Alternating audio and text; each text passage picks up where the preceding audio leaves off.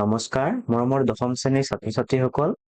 আজিৰ এই ভিডিঅ'টো দশম শ্ৰেণীৰ গণিতৰ ৰিভিজন চেপ্টাৰৰ 20টা গুৰুত্বপূৰ্ণ এমচিকিউ সমাধান কৰিম এমচিকিউ প্ৰশ্নবোৰ দশম শ্ৰেণীৰ গণিতৰ যিকোনো পৰীক্ষাৰ বাবে খুবেই ইম্পৰ্টেণ্ট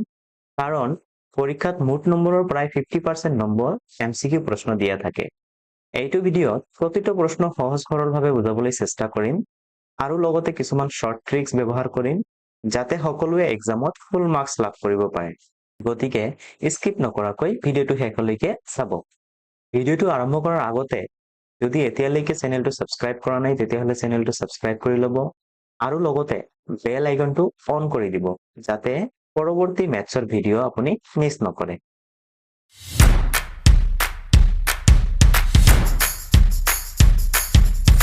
এক নম্বৰ প্ৰশ্ন দিয়া আছে তলৰ কোনটো অনুপাত 12:16 ৰ সমানুপাত হ'ব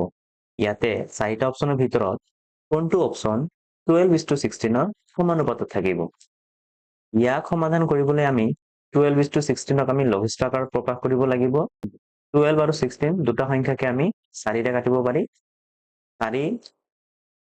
3 গুণ 12 আৰু 4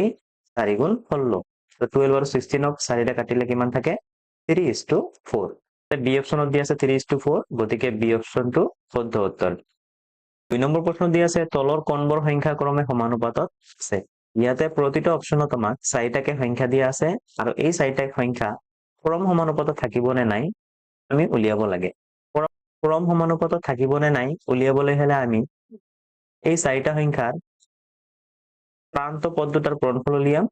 আৰু মধ্য পদ দুটাৰো পূৰণফল উলিয়াম প্ৰান্ত পদ মানে যি দুটা পদ সাইডত থাকে আৰু মধ্য পদ মানে মাজৰ দুটা পদ তো মই যদি এই এ অপচনৰ এই চাৰিটা সংখ্যাৰ প্ৰান্ত পদ দুটা পূৰণ কৰো তেতিয়াহলে কি হ'ব 2 8 গুণ 16 আৰু মধ্য পদ দুটা পূৰণ কৰিলে কিমান হ'ব 6 6 গুণ 36 ইয়াতে প্ৰান্ত পদৰ পূৰণফল 16 কিন্তু মধ্য পদৰ পূৰণফল হ'ল 36 দুটা বেলেগ বেলেগ হল গতিকে এইকেইটা ক্ৰম সমানুপাতত নাথাকিব আমি যদি অপচন সি চাও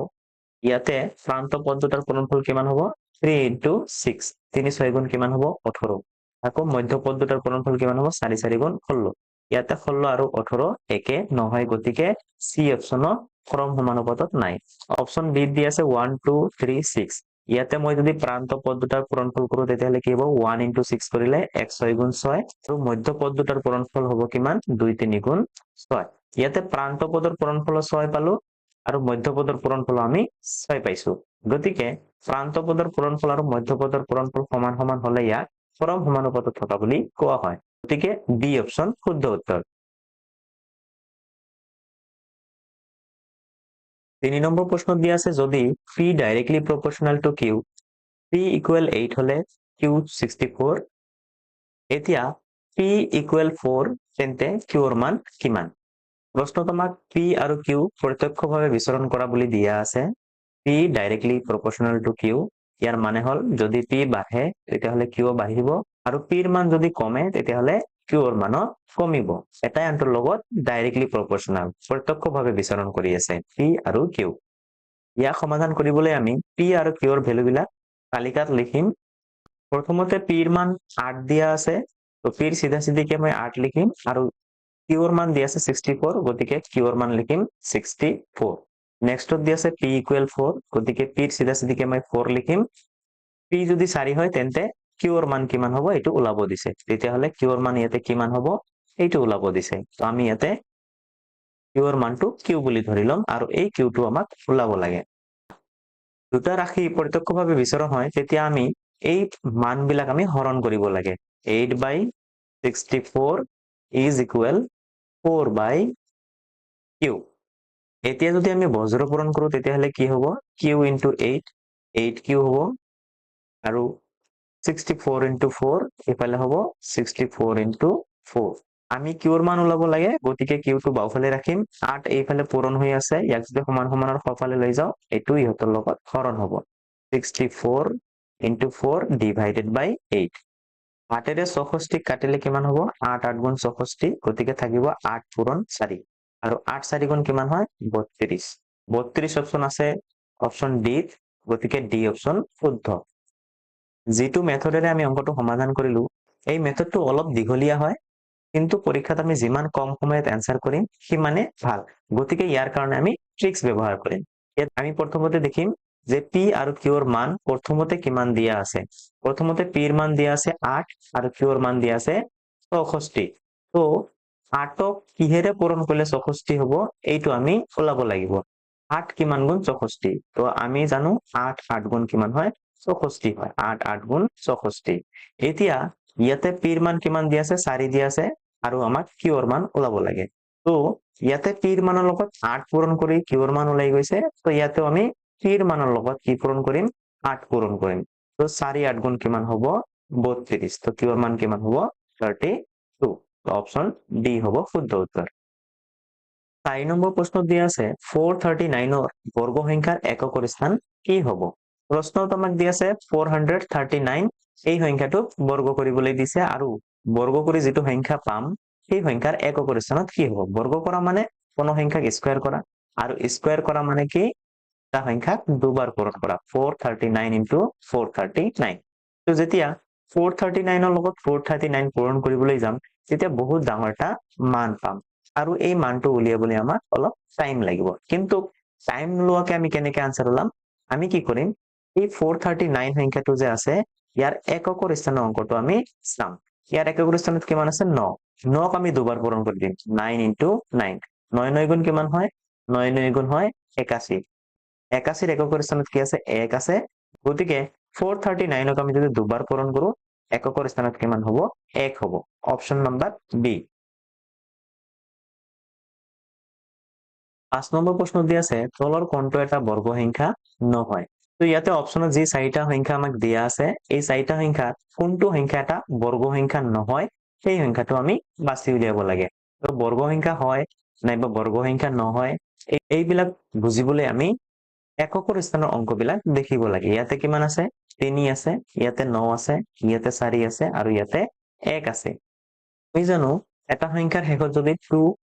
3 7 আৰু 8 এই 4টা অংক থাকে তেতিয়াহ'লে এই সংখ্যাটো বৰ্গ সংখ্যা হ'ব নোৱাৰে। এ নম্বৰ অপশনত যেটো সংখ্যা দিয়া আছে 343 এই সংখ্যাটোৰ শেষত কি আছে এককৰ স্থানত আছে 3। তো আমি জানো 2 3 7 8 এই কেইটা সংখ্যা কোন সংখ্যাৰ এককৰ স্থানত থাকিলে এই সংখ্যাটো বৰ্গ সংখ্যা হ'ব নোৱাৰে। গতিকে 343 সংখ্যাটো বৰ্গ সংখ্যা হ'ব নোৱাৰে। অপশন এ শুদ্ধ। ইয়াতে বাকি যিবোৰ সংখ্যা আছে এই সংখ্যাবোৰ বৰ্গ সংখ্যা হ'ব পাৰে। 121 11ৰ বৰ্গ হয়, 484 22ৰ বৰ্গ হয় আৰু 729 27ৰ বৰ্গ হয়। কিন্তু 343 এটা বৰ্গ সংখ্যা নহয়। ইয়াৰ কাৰণটো হ'ল 2 3 7 8 এই কেইটা অংক কোনো সংখ্যাৰ শেষত থাকিলে বৰ্গ সংখ্যা হ'ব নোৱাৰে। গতিকে ইয়াৰ অপশন এ শুদ্ধ। 6 নম্বৰ প্ৰশ্নত দিয়া আছে 564ৰ বৰ্গ কিমান হ'ব? ইয়াতে আমাক 564 সংখ্যাটো বৰ্গ কৰিব লাগে। বৰ্গ গতিকে 564 আমি স্কয়াৰ কৰিব লাগিব আৰু স্কয়াৰ কৰা মানে কি এটা সংখ্যাক দুবাৰ পূৰণ কৰা। যেহেতু 564ক আমি দুবাৰ পূৰণ কৰিব লাগিব আৰু দুবাৰ পূৰণ কৰিবলৈ গ'লে অলপ টাইম লাগিব। কিন্তু আমি পূৰণ নকৰাকৈ ইয়াৰ বৰ্গ সংখ্যা কোনটো হ'ব এই অপশনৰ পৰা বাছি উলিয়াব পাৰিম। তো সংখ্যাটোৰ এককৰ স্থানত যেহেতু 4 আছে গতিকে আমি 4ক দুবাৰ পূৰণ কৰি দিম। 4 4 গুণ কিমান হ'ব 4 4 গুণ হ'ব 16 আৰু 16ৰ এককৰ স্থানত কি আছে 6 আছে। গতিকে 564 আৰু 564 যদি পূৰণ কৰো তেতিয়াহ'লে এককৰ স্থানত কিমান হ'ব 6 হ'ব। তো অপশনটো আমি দেখিব লাগিব কোনটো সংখ্যাৰ এককৰ স্থানত 6 আছে। ইয়াতে 8 আছে, 1 আছে, ইয়াতে 0 আছে আৰু ইয়াতে 6 আছে। গতিকে এই সংখ্যাটো হ'ব 564ৰ বৰ্গ সংখ্যা। গতিকে অপশন সি শুদ্ধ। নম্বৰ 7ত দিয়া আছে 540ক আটাইতকৈ সৰু কি সংখ্যাৰে পূৰণ কৰিলে সংখ্যাটো এটা পূৰ্ণবৰ্গ হ'ব। তাৰমানে 540 সংখ্যাটো এটা বৰ্গ সংখ্যা নহয়, পূৰ্ণবৰ্গ সংখ্যা নহয়। কিন্তু ইয়াক কিবা এটা সংখ্যাৰে পূৰণ কৰিলে এই সংখ্যাটো এটা বৰ্গ সংখ্যা হ'ব। তো আমি ওলাব লাগে এই 540 কিহেৰে পূৰণ কৰিব লাগিব যাতে এইটো এটা বৰ্গ সংখ্যা হয়। তো ইয়াক সমাধান কৰিবলৈ আমি 540ক মৌলিক উৎপাদক বিশ্লেষণ কৰিব লাগিব। তো 540ক মৌলিক উৎপাদক বিশ্লেষণ কৰিলে প্ৰথমতে আমি 2ৰে হৰণ কৰিব লাগিব। যেহেতু শেষত 0 আছে গতিকে 2ৰে হৰণ যায়। তো 2ৰে 5ক যাব 2 বাৰ, 2 2 গুণ 4 আছে কিমান 5, 1 বেছি হ'ব 1 যাব 4ৰ আগত 14 হ'ব, 2 7 গুণ 14 আৰু 2 0 গুণ 0 আকৌ 2 ৰে হৰণ যাব শেষত 0 থাকিলে 2 ৰে হৰণ যায় 2 1 গুণ 2 2 ৰে 7 হৰণ কৰিম 2 3 গুণ হ'ব 6 কিমান 7 1 বেছি হ'ব 10 হ'ব 2 5 গুণ 10 ইয়াক 2 ৰে হৰণ নাযায় কাৰণ শেষত 5 আছে 5 এটা অযুগ্ম সংখ্যা আৰু অযুগ্ম সংখ্যা থাকিলে 2 ৰে হৰণ নাযায় ইয়াক 3 ৰে ট্ৰাই কৰিম 3 ৰে হৰণ যোৱাৰ নিয়ম আছিল আমি এই অংককেইটা যোগ কৰি দেখিব লাগে কিমান হ'ব 5 3 8 8 আৰু 1 9 3 ৰে 9 হৰণ যায় গতিকে 135 ক 3 ৰে হৰণ যাব 3 ৰে প্ৰথমে 13 হৰণ কৰিম 3 4 গুণ 12 সে 13 1 বেছি হ'ব 5 ৰ আগত যাব 15 3 5 গুণ 15 কো 3 ৰে হৰণ যাব যেহেতু 4 5 যোগ কৰিলে 9 হয় 9 3 ৰে হৰণ যায় গতিকে 3 ৰে 45 ক হৰণ যাব আৰু আমি জানো 3 15 গুণ কিমান হয় 45 হয় আকৌ 3 ৰে হৰণ যাব 3 5 গুণ 15 ইয়াতে 540 যিবোৰ মৌলিক উৎপাদক পাইছো ইয়াত আমি জোৰ হিচাপে দেখিম কোনটো সংখ্যাৰ জোৰ আছে আৰু কোনটো সংখ্যাৰ জোৰ নাই ইয়াতে দেখা পাইছো 2 ৰ জোৰ আছে 3 ৰ জোৰ আছে কিন্তু এই 3 আৰু 5 এটো জোৰ হিচাপে নাই পেয়াৰ হিচাপে নাই গতিকে আমি কি কৰিব লাগিব 3 5 পূৰণ কৰিব লাগিব 3 5 গুণ কিমান হ'ব 15 এই 540 সংখ্যাটোক আমি 15 ৰে পূৰণ কৰিলে এই 540 সংখ্যাটো এটা বৰ্গ সংখ্যা হ'ব তো অপচন হ'ব কি ডি ডি নম্বৰত দিয়া আছে 15 গতিকে অপচন ডি শুদ্ধ উত্তৰ নম্বৰত দিয়া আছে সেনাৰ কেম্প এটাত নায়কজনে 4225 জন সৈন্যক বৰ্গাকাৰ ৰূপত এনেদৰে থিয় কৰালে যাতে দীঘে পথালি শাৰীবোৰত সমান সংখ্যক সৈন্য থাকে প্ৰতি শাৰীত কেইজনকৈ সৈন্য আছিল আমি উলিয়াব লাগে তাৰমানে প্ৰশ্নত আমাক টোটেল সৈন্য দিয়া আছে কিমান 4225 4225 গৰাকী সৈন্য আমাক দিয়া আছে আৰু ইমানবোৰ সৈন্য আমি কি কৰিব লাগে এনেকে সজাব লাগে যাতে যিমানবোৰ লাইন হ'ব আৰু সিমানবোৰ কি হ'ব শাৰী হ'ব তেতিয়াহলে প্ৰতিটো শাৰীত দীঘলীয়াকে আৰু পথলিকে কিমানজনকৈ সৈন্য থাকিব এইটো ওলাব লাগে তো এনেকুৱা প্ৰশ্ন দিয়া থাকিলে আমি এই যেটো সংখ্যা দিয়া থাকে এই সংখ্যাটো বৰ্গমূল উলিয়াব লাগে তো ইয়াক বৰ্গমূল উলিয়াবলৈ আমি এটা ট্ৰিক্স ইউজ কৰিম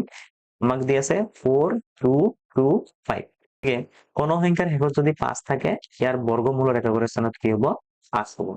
এটা আমি কি কৰিম দুটা অংক কাটি দিম আৰু দুটা অংক কাটি দিয়াৰ পিছত থাকিব কি 42 এতিয়া আমি দেখিব লাগে এই 42 সংখ্যাটো কোনটো বৰ্গ সংখ্যাত ডাঙৰ তো 42 সংখ্যাটো 6 স্কয়াৰ মানে 36 আৰু 49 ৰ মাজত থাকে ইয়াৰ যেটো সৰু হয় সেইটো আমি লব লাগে সৰু কি হয় 42 তকে সৰু হয় 36 গতিকে 36 ৰ বৰ্গমূল কিমান 6 গতিকে ইয়াতে 6 হ'ব তাৰ মানে 65 ক যদি আমি স্কয়াৰ কৰো তেতিয়াহলে আমি পাম 4225 তো ইয়াতে অপচন বি দি আছে 65 গতিকে বি অপচন হ'ব শুদ্ধ উত্তৰ 9 নম্বৰ প্ৰশ্ন দি আছে 213.16 ৰ বৰ্গমূল কিমান ইয়াতে আমাক চাৰিটা অপচন দিয়া আছে আৰু এই চাৰিটা অপচনৰ ভিতৰত কোনটো এই 213.16 ৰ বৰ্গমূল হ'ব তো বৰ্গমূল উলিয়াবলৈ আমি বিভিন্ন পদ্ধতি ব্যৱহাৰ কৰিছিলো দীৰ্ঘহৰণ মৌলিক উৎপাদক বিশ্লেষণ আৰু অনুমান কৰি আমি বৰ্গমূল লাইছো তো 213.16 ৰ বৰ্গমূল আমি কেনেকৈ ওলাম ইয়াক ওলাবলৈ আমি দীৰ্ঘহৰণ পদ্ধতি ব্যৱহাৰ কৰিম আমাক দিয়া আছে কিমান 213.16 ইয়াতে 213 কোন দুটা বৰ্গ সংখ্যাৰ মাজত থাকিব 196 আৰু 225 এই দুটা বৰ্গ সংখ্যাৰ মাজত কি থাকিব 213 সংখ্যাটো থাকিব ইয়াতে যেটো সৰু হয় এই সৰুটো আমি লব লাগে আৰু ইয়াৰ বৰ্গমূল কিমান 14 তাৰ মানে 14ক দুবাৰ পূৰণ কৰিলে কিমান হ'ব 196 তো ইয়াতে লিখিম 14 পূৰণ 14 14 গুণ কিমান হ'ব 196 এতিয়া যদি মাইনাস কৰো তেতিয়াহলে কিমান হ'ব এই দশমিকটো ওপৰলৈ উঠি যাব আৰু 16 টো তললৈ নামি আহিব 3 ৰ পৰা 6 বিয়োগ নহয় গতিকে 3 এই 21 ৰ পৰা 3 এক ধাৰে কৰিব তো হ'ব 13 13 ৰ পৰা 6 গলে কিমান থাকিব 7 থাকিব আৰু ইয়াতে 21 আছিল 21 ৰ পৰা যেহেতু 3 এক ধাৰে লোৱা হৈছিল গতিকে ইয়াতে 20 থাকিব আৰু 20 ৰ পৰা 19 গলে থাকিব কিমান 1 তো 1716 নেক্সট স্টেপত আমি যি দুটা সংখ্যা আমি পূৰণ কৰি বহাইছিলো সেই দুটা সংখ্যা আমি যোগ কৰি ইয়াতে বহাব লাগে 14 যোগ 14 কৰিলে কিমান হ'ব 28 এতিয়া 28 পিছত আমি এটা অংক বহাব লাগিব আৰু সেম অংক দশমিকৰ পিছত ইয়াতেও বহাব লাগিব আৰু 28 ইয়াতে যেটো অংক বহাম ইয়াতে মই যদি 1 বহাও ইয়াতেও 1 বহাব লাগিব ইয়াতে যদি মই 2 বহাও ইয়াতেও 2 বহাব লাগিব কিন্তু এই অংকটোৰে গোটেই সংখ্যাটো পূৰণ কৰি ইয়াৰ ওচৰলৈ যাব লাগিব তো ইয়াতে যদি 6 বহাও তেতিয়াহলে ইয়াতেও আমি 6 বহাব লাগিব আৰু এই 6 এৰে 286ক আমি পূৰণ কৰি এইটো হয় নে নহয় পৰীক্ষা কৰিব লাগিব ইয়াতে 5 বহালে ইয়াতে 5 বহাব লাগিব আৰু 5 এৰে 285ক পূৰণ কৰি ইয়াৰ ওচৰত যাব লাগিব তো মই অনুমান কৰিছো 6 হ'ব পাৰে যেহেতু ইয়াৰ একৰ স্থানত 6 আছে গতিকে 6 6 গুণ 36 হয় তো অনুমান কৰি লৈছো এইটো হ'ব পাৰে তো মই পূৰণ কৰি চাম 6 এৰে 286ক পূৰণ কৰিলে এইটো হয় নে নহয় তো 6 6 গুণ কিমান হয় 36 6 হাতত থাকিব 3 6 8 গুণ 48 আৰু 3 49 50 51 51ৰ 1 হাতত থাকিব কিমান 5 6 2 গুণ 12 আৰু 5 17 ইয়াত হ'ব 7 গতিকে মিলি গ'ল বিয়োগ কৰিলে হ'ব 0 তো আমাৰ ভাগফলত কিমান থাকিল 14.6 আৰু এইটোৱে হ'ব 213.16 ৰ বৰ্গমূল 14.6 অপশন এ দিয়া আছে গতিকে অপশন এ হ'ব শুদ্ধ উত্তৰ আৰু এইটোৱে হ'ব কি 213.16 ৰ বৰ্গমূল 10 নম্বৰ প্ৰশ্ন দি আছে 23 স্কয়াৰ আৰু 24 স্কয়াৰৰ মাজত কেইটা স্বাভাৱিক সংখ্যা থাকিব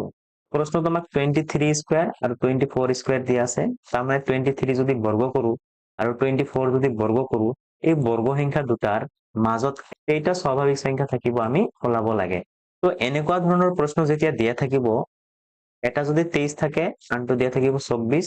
এটা যদি 15 থাকে আনটো দিয়া থাকিব 16 মানে ওচৰা-ওচৰি ক্ৰমিক সংখ্যা দিয়া থাকিব তো যদি এনেকে ক্ৰমিক সংখ্যা দিয়া থাকে আৰু খুদি দিয়ে যে 15 স্কয়াৰ আৰু 16 স্কয়াৰৰ মাজত কেইটা থাকিব তেতিয়াহলে ইয়াৰ যেটো সৰু সংখ্যা আছে 15 এই আগৰ সংখ্যাটোক আমি 2 ৰে পূৰণ কৰি দিম 15 2 গুণ কিমান হ'ব 30 গতিকে এই দুটাৰ মাজত 30টা স্বাভাৱিক সংখ্যা থাকিব তো একেদৰে 23 স্কয়াৰ আৰু 24 স্কয়াৰৰ মাজত যদি স্বাভাৱিক সংখ্যা আমি ওলাব লাগে তেতিয়াহলে আমি কি কৰিম ইয়াৰে যেটো আগৰ সংখ্যাটো আছে 23 ইয়াক 2 ৰে পূৰণ কৰি দিম তো 23 2 ৰে পূৰণ কৰিলে কি হ'ব 2 3 গুণ 6 আৰু 2 2 গুণ 4 46 ডি অপশনত দি আছে 46 গতিকে ডি অপশন হ'ব শুদ্ধ উত্তৰ তাৰ মানে 23 স্কয়াৰ আৰু 24 স্কয়াৰৰ মাজত 46টা স্বাভাৱিক সংখ্যা আছে 11 নম্বৰ প্ৰশ্ন দি আছে 37ৰ ঘনফল কিমান এটা আমাক 4টা অপশন দিয়া আছে আৰু এই 4টা অপশনৰ ভিতৰত কোনটো 37ৰ ঘন হয় ঘন মানে কি কোনো এটা সংখ্যাক যদি আমি কিউব কৰা মানে 3 বাৰ পূৰণ কৰা তো 37 into 37 into 37 এতিয়া 37 যদি আমি পূৰণ কৰিবলৈ যাওঁ তেতিয়াহলে অলপ টাইম লাগিব কিন্তু পূৰণ নকৰাকৈ কেনেকৈ আমি অপশনৰ পৰা বাছি উলিয়াম সেইটোহে চাব লাগে তো আমাৰ একৰ স্থানত কিমান দিয়া আছে 7 দিয়া আছে আমি 7ক 3 বাৰ পূৰণ কৰিম 37ক 3 বাৰ পূৰণ নকৰি আমি 7ক যদি 3 বাৰ পূৰণ কৰো তেতিয়াহলে কি হ'ব 7 7 গুণ 49 দুটা 7 পূৰণ কৰিলে কিমান হ'ব 49 আৰু 49ৰ লগত যদি আকৌ 7 পূৰণ কৰো তেতিয়াহলে কি হ'ব 7 9 গুণ 63 একৰ স্থানত আহিব 3 তো আমি ইয়াতে দেখিব লাগে কোনটো সংখ্যাৰ একৰ স্থানত 3 হ'ব তো সি অপশনৰ যেটো সংখ্যা আছে ইয়াৰ একৰ স্থানত 3 আছে গতিকে সি অপশন শুদ্ধ উত্তৰ 12 নম্বৰ প্ৰশ্ন দি আছে 33 ৰ ঘনত একৰ স্থানত কি থাকিব আমি যদি 33 ঘন কৰো 33ক যদি 3 বাৰ পূৰণ কৰো তেতিয়াহলে ইয়াৰ একৰ স্থানত কি থাকিব তো 33ক 3 বাৰ পূৰণ নকৰাকে আমি 3ক 3 বাৰ পূৰণ কৰি দিম 3 into 3 into 3 ইয়াৰ যেটো একৰ স্থানত অংক থাকিব ইয়াক 3 বাৰ পূৰণ কৰিম তেতিয়াহলে কি হ'ব 3 3 গুণ 9 দুটা 3 পূৰণ কৰিলে কিমান হ'ব 9 আৰু 9 ৰে যদি আমি 3ক পূৰণ কৰো তেতিয়াহলে কি হ'ব 9 3 গুণ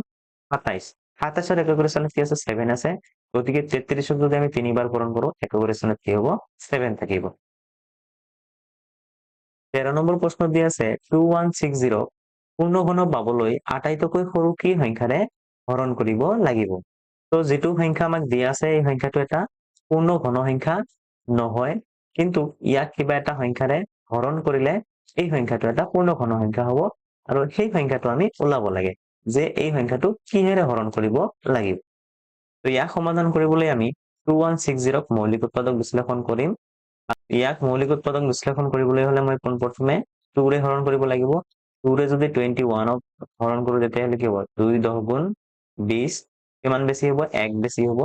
1 যাব 6 এর আগত হ'ব 16 2 8 গুণ 16 আৰু 2 শূন্য গুণ 0 আকৌ 2 ৰে হৰণ কৰিম 2 5 গুণ 10 আৰু 2 4 গুণ 8 2 শূন্য গুণ 0 আকৌ 2 ৰে হৰণ কৰিম 2 27 গুণ 54 আৰু 2 শূন্য গুণ 0 আকৌ 2 ৰে হৰণ কৰিম 2 13 গুণ 26 1 বেছি হ'ব 1 যাব 0 আগত 10 হ'ব 2 2 5 গুণ 10 3 ৰে হৰণ কৰিম 3 4 গুণ 12 আছে 13 1 বেছি হ'ব 15 হ'ব 3 5 গুণ 15 আকৌ 3 ৰে হৰণ কৰিম 3 15 গুণ 45 3 5 গুণ 15 ইয়াতে যেহেতু প্ৰশ্নটোত এই সংখ্যাটো পূৰ্ণ ঘন বনাবলৈ দিছে তেতিয়াহ'লে আমি কি কৰিব লাগিব পূৰ্ণ ঘন মানে ইয়াৰ মৌলিক উৎপাদক বিলাক তিনিটাকে এৰেঞ্জ কৰিব লাগিব তো প্ৰথমত এই তিনিটা 2 এৰেঞ্জ কৰিলো ও তিনিটা 3 এৰেঞ্জ কৰিলো কিন্তু ইয়াতে এই 2 আৰু এই 5 এই যি দুটা মৌলিক উৎপাদক আছে এই দুটা বেছি হৈ আছে এই 2 3টা আছে 3ও 3টা আছে তো এই 2 আৰু এই 5 যদি নোহোৱা কৰি দিও তেতিয়াহ'লে এই 2160 ৰ মৌলিক উৎপাদক কি হৈ থাকিব 3টা হিচাপে থাকিব আৰু 3টা হৈ থাকিলেহে এই সংখ্যাটো এটা পূৰ্ণ ঘন হ'ব গতিকে এই 2 আৰু 5 নোহোৱা কৰাৰ কাৰণে আমি কি কৰিব লাগিব 2 আৰু 5 এৰে হৰণ কৰিব লাগিব তো 2 5 গুণ কিমান হয় 2 পূৰণ 5 10 হয় গতিকে 10 এৰে হৰণ কৰিব লাগিব সংখ্যাটোক আমি 10 এৰে হৰণ কৰিলে এই সংখ্যাটো এটা পূৰ্ণ ঘন হ'ব গতিকে অপচন এ হ'ব শুদ্ধ উত্তৰ 14 নম্বৰ প্ৰশ্ন দি আছে 9261 ৰ ঘনমূল কিমান তো যেটো সংখ্যা আমাক দিয়া আছে 9261 এই সংখ্যাটোক আমি ঘনমূল ওলাব লাগে ঘনমূল মানে ইয়াৰে কোনটোক তিনিবাৰ পূৰণ কৰিলে আমি 9261 পাম তো ঘনমূল আমি বিভিন্ন পদ্ধতিত ওলাব পাৰি মৌলিক উৎপাদক বিশ্লেষণ কৰি তিনিটা পেয়াৰ বনাই উৎপাদক বিলাকৰ তিনিটা পেয়াৰ বনাই ঘনমূল উলিয়াব পাৰি নাইবা আমি অনুমান কৰিও ঘনমূল ওলাব পাৰি যদি আমি 1 ৰ পৰা 9 লৈকে ঘনসংখ্যা বা ঘনমূলবোৰ মনত ৰাখিব পাৰি তেতিয়াহ'লে যিকোনো সংখ্যাৰে ঘনমূল অনুমান কৰি ওলাব পাৰি অনুমান কৰি ঘনমূল ওলাবলৈ হলে আমি কমসে কম 1 ৰ পৰা 9 লৈকে ঘনসংখ্যা আমি জানিব লাগিব তো এই সংখ্যাটোৰ ঘনমূল ওলাবলৈ পোনপ্ৰথমে আমি একক স্থানত চাব লাগিব একক স্থানত কি আছে 1 আছে তো কি সংখ্যা তিনিবাৰ পূৰণ কৰিলে নাইবা ঘন কৰিলে 1 হ'ব পাৰে তো আমি জানো একক যদি কিউব কৰো নাইবা একক তিনিবাৰ পূৰণ কৰো এককৰ স্থানত কি হ'ব 1 হ'ব তো ইয়াৰ ঘনমূলৰ এককৰ স্থানত কি হ'ব 1 হ'ব এতিয়া আমি ইয়াৰে তিনিটা ঘৰ কাটি দিব লাগিব তিনিটা ঘৰ কাটি দিলে কি থাকিব 9 থাকিব আৰু 9 সংখ্যাটো কোন দুটা ঘন সংখ্যাৰ মাজত থাকিব তো 8 আৰু 27 এই দুটা ঘন সংখ্যাৰ মাজত কি থাকিব 9 থাকিব কিন্তু এই 9 সংখ্যাটো কোনটো ঘন সংখ্যাৰ ওচৰত থাকিব তো 9 সংখ্যাটো 8 ৰ ওচৰত থাকে গতিকে 8 ৰ ঘনমূল কিমান 2 গতিকে ইয়াতে 2 আগত বহাই দিম কিমান হ'ব 21 গতিকে 9261 ৰ ঘনমূল কিমান হ'ব 21 ইয়াৰে অপচন এ দি আছে 21 গতিকে এ হ'ব শুদ্ধ উত্তৰ 15 নম্বৰ দি আছে যদি এ বিৰ ঘনমূল হয় তেন্তে বিৰ মান হ'ব ৰুট এ কিউবিক ৰুট এ কিউব এ স্কয়াৰ এই চাৰিটা অপচনৰ পৰা কোনটো অপচন শুদ্ধ হ'ব আমি ওলাব লাগে তো পোনপ্ৰথমে আমি প্ৰশ্নটো ভালদৰে বুজিবলৈ ট্ৰাই কৰিম তো আমাক দিয়া আছে এ এটা সংখ্যা যেটো সংখ্যা কি হয় বিৰ ঘনমূল হয় তেতিয়াহ'লে বি কি হ'ব তো এই প্ৰশ্নটো বুজিবলৈ অলপ কনফিউজিং হয় তো ইয়াক যদি আমি এটা উদাহৰণৰ সৈতে বুজো তেতিয়াহ'লে ইজি হৈ যাব তো আমাক দিয়া আছে কি এ এটা সংখ্যা যেটো বিৰ ঘনমূল হয় তাৰমানে বি এটা ঘন সংখ্যা হয় আৰু এ ইয়াৰ ঘনমূল হয় তো আমি যদি এটা ঘন সংখ্যা ধৰি লও 64 আৰু 64 ৰ ঘনমূল কিমান 64 ৰ ঘনমূল 4 তাৰমানে 4ক তিনিবাৰ পূৰণ কৰিলে কিমান পাও 64 তেতিয়াহ'লে এই বিক আমি কেনেকৈ লিখিব পাৰি এই 64 সংখ্যাটো যে আছে 64ক আমি কেনেকৈ লিখিব পাৰি 64ক 4 কিউব লিখা যায় তো গতিকে 64 কাক ধৰিছিলো বিক ধৰিছিলো আৰু এ 4ক কি বুলি ধৰিছিলো এ বুলি ধৰিছিলো তো 4ৰ ঠাইত আমি লিখিম এ তো এ কিউব বুলি লিখা যায় তো B equal to A cube তো বিৰ মান হ'ব কি এ কিউব ক'ত আছে অপচন সি গতিকে সি অপচন হ'ব শুদ্ধ উত্তৰ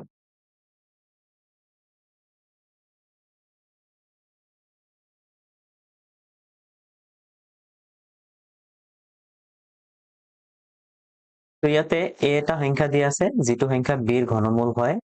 আৰু বি ওলাব লাগে। তো এ আৰু বি আমি এক্সাম্পল ল'ম, এ আৰু বিৰ উদাহৰণ ল'ম। তো মই যদি এৰ উদাহৰণ লওঁ,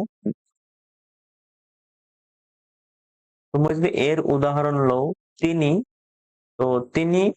কাৰ ঘনমূল হয়? বিৰ ঘনমূল। তাৰ মানে 3ৰ ঘন সংখ্যা হ'ব কি? 27।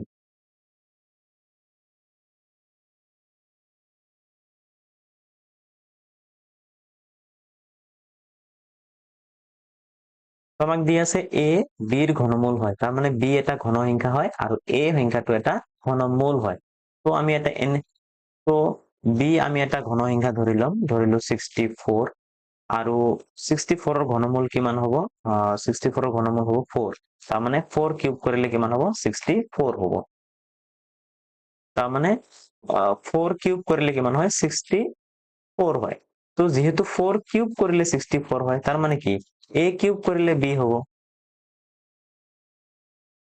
এৰ মান 4 ধৰিছো আৰু বিৰ মান 64 ধৰিছো। তো আমি জানো কি 4 কিউব কৰিলে 64 হয়, গতিকে এ কিউব কৰিলে কিমান হ'ব? বি হ'ব। তো অপশন হ'ব কি এ কিউব। এ কিউব ক'ত আছে? অপশন চিত আছে, গতিকে সি অপশন শুদ্ধ উত্তৰ। 16 নম্বৰ প্ৰশ্ন দি আছে 2.03 into 10 to the power 5ৰ মানটো হ'ব। এই যিটো সংখ্যা দিয়া আছে, এই সংখ্যাটো আমি যদি সাধাৰণ ৰূপত প্ৰকাশ কৰো দশমিকত, তেতিয়াহ'লে ইয়াৰে কোনটো অপশন শুদ্ধ হ'ব? তো ইয়াতে যিটো সংখ্যা দিয়া আছে 2.03 into 10 to the power 5, তো ইয়াতে পাৱাৰ যিটো দিয়া আছে এই পাৱাৰটো পজিটিভ পাৱাৰ আছে, তো গতিকে দশমিকটো সফালে গতি কৰিব। তো দশমিক যদি সফালে লৈ যাওঁ, কিমান ঘৰ লৈ যাব লাগিব? যেহেতু পাৱাৰত 5 দিয়া আছে, গতিকে সফালে 5 ঘৰ যাব। তো সংখ্যাটো দিয়া আছে 2.03, ইয়াতে দশমিক যদি সফালে 5 ঘৰ লৈ যাওঁ, তেতিয়াহ'লে ইয়াৰ পৰা দশমিক 1 ঘৰ, 2 ঘৰ দিয়াই আছে,